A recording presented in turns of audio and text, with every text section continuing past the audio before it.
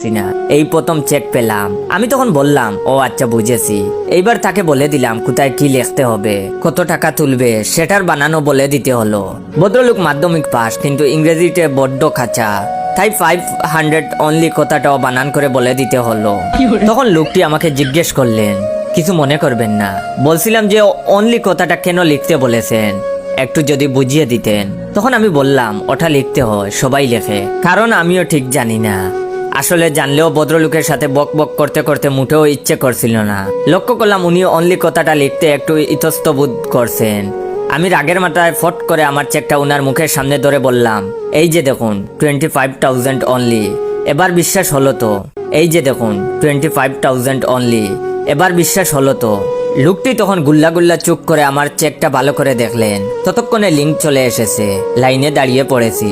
টাকাটা তুলে ATM form নেব বলে কাউন্টারে গেছি।